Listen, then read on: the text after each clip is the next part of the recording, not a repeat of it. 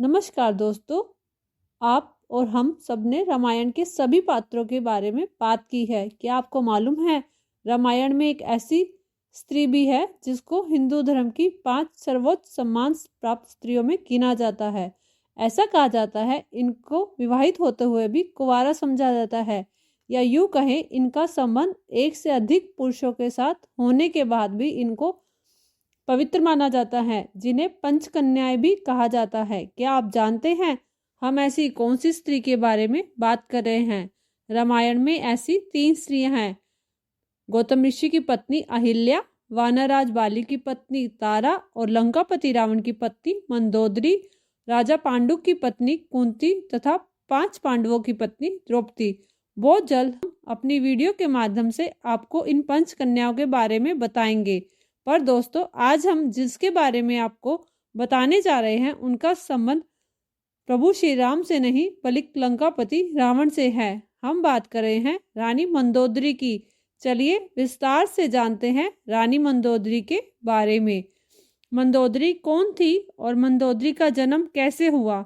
मंदोदरी ने क्यों रावण से शादी की? मंदोदरी की कितनी शादियां हुई और मंदोदरी ने इतने कष्ट क्यों उठाए? रानी मंदोदरी और लंकापति रावण के बारे में तो आप सबको पता ही है। मंदोदरी अपने पूर्व जन्म में एक अप्सरा थी जिसका नाम मधुरा था। भगवान शंकर गहरी समाधि में लीन थे। मधुरा उन पर आकर्षित हो गई और देवी पार्वती भी उस समय वहां उपस्थित नहीं थी, जिस कारण वो भगवान शंकर को अपनी तरफ रिझाने की कोशिश करने लगती है। तभी वहां देवी पार्वती का आगमन होता है। वो वहां मधुरा को देखकर उस पर क्रोधित हो जाती है और क्रोध में भरकर मधुरा को श्राप दे देती है कि जा तू मेंढकी बन जा। उस समय भगवान भोलेनाथ समाधि में से उठे और बोले, इतना बड़ा श्राप मत दो, भूलवश इससे ये अपराध हुआ है, इसे सबक सीखने के लिए कोई सजा दे दो, पर इतना बड़ा श्राप मत दो देवी। तब देवी पार्वती ने भगवान शंकर के कहने पर अपने श्राप को सीमित करते हुए कहा, 12 वर्षों तक इसको मेंढकी का जीवन जीना होगा। अगर इसने 12 वर्षों तक तप किया, संयम का पालन किया, तो इसे इस योनि से मुक्ति मिल जाएगी। तब अप्सरा मेंढकी बन गई और कुएं में चली गई। वहां जाकर उसने भगवान शंकर की 12 वर्षों तक तप की और घोर तपस्या की, जिससे खुश होकर भगवान शंकर ने उसे वर मांगने को कहा। मेंढकी बोली, मेरी एक इच्छा है, मेरा विवाह संसार के सबसे शक्तिशाली इंसान से हो। भगवान शंकर ने तथास्तु कहा और उसको चिरकुमारी रहने का आशीर्वाद भी दिया, जिस कारण सदा सदा वो यौवन अवस्था में रहेगी। आशीर्वाद मिलते ही वो तत्काल अपने स्वरूप में आ गई और कुएं से बाहर निकलने के लिए जोर जोर से चिल्लाने लगी। उसी कुएं के पास से मैं दानव अपनी पत्नी हेमा के साथ जा रहा था। उसने देखा कोई स्त्री पुकार रही है। स्त्री की पुकार सुनते ही दोनों पति पत्नी कुएं के पास गए, उसको कुएं से बाहर निकाला और देखकर दोनों के मन में प्रेम उमड़ गया। उसे अपनी बेटी बना लिया और उसका नाम मंदोदरी रख दिया। लेकिन मंदोदरी को लेकर एक कथा यह भी है कि श्राप मिलने के बाद मधुरा मेंढकी बनकर इधर उधर घूमने लगी। एक दिन वो भटकते हुए एक आश्रम में जा पहुंची, जहां सप्तऋषि खीर बना रहे थे। तभी वहां चूल्हे पर बर्तन रखकर वो कुछ काम में लग गए। इतने में ऊपर से एक जहरीला सांप उस खीर में गिर गया। सांप को गिरते हुए कोई देख नहीं पाया। मेंढकी ने दूर से सब कुछ होते हुए देख रही थी। वह सोचने लगी कि कैसे इन सबको इस विषैले भोजन से बचाऊं। जैसे ही ऋषि मुनि खीर का पतीला लेने आए, मेंढकी उसमें कूद गई, जिस कारण उसकी मृत्यु हो गई और उन्होंने इस खीर को गिरा दिया। तब वो क्या देखते हैं, इसमें तो एक सांप भी था। ये देखकर सप्तऋषि बहुत द्रवित हुए कि हम तो अमर हैं, हमारी जान बचाने के कारण इस मेंढकी ने अपनी जान दी है।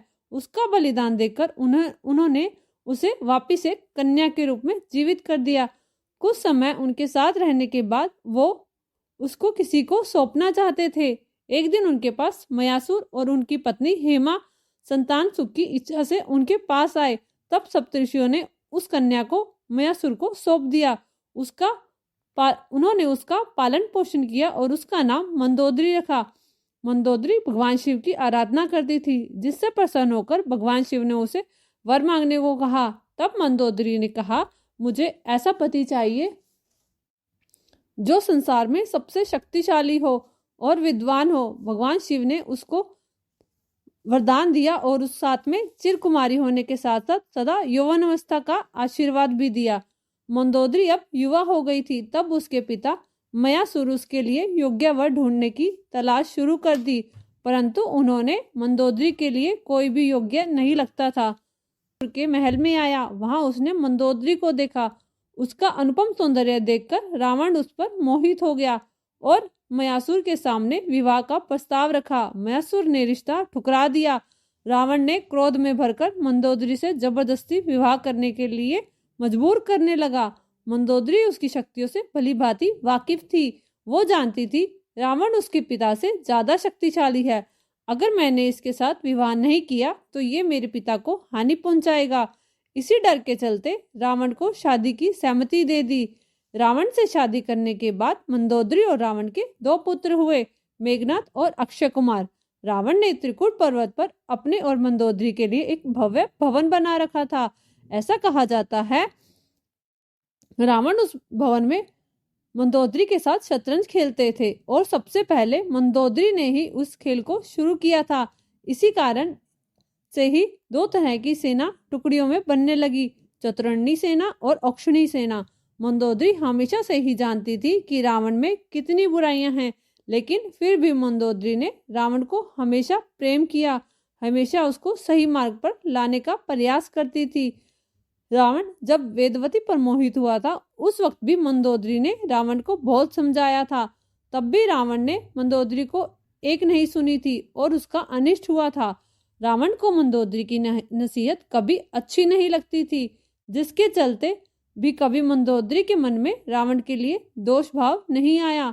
मंदोदरी औरत होने के नाते शूर्पणखा के दुख को भली प्रकार से समझती थी और उसको संतावना भी देती थी, परंतु जब उसने रावण को सीता हरण के लिए उकसाया तब मंदोदरी ने उसका विरोध किया और जब रावण सीता माता को हरण करके उसे लंका में लाया तब भी मंदोदरी ने ही सीता माता को महल की बजाय अशोक वाटिका में रखने को कहा।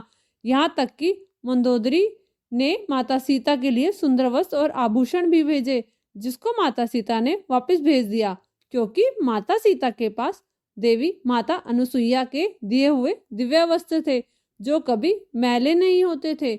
मंदोदरी ने ही त्रिजटा को माता सीता की देखरेख की जिम्मेदारी सौंपी थी, क्योंकि वो जानती थी विभीषण की पुत्री होने के नाते त्रिजटा में प्रेम भाव की भावना है। मंदोदरी एक धर्मपरायण स्त्री थी। जब रावण की मृत्यु के बाद मंदोदरी ने खुद को सती करना चाहा तो प्रभु श्री राम के समझाने पर उसने वो विचार त्याग दिया और अपने महल में रहकर धार्मिक जीवन यापन करने लगी।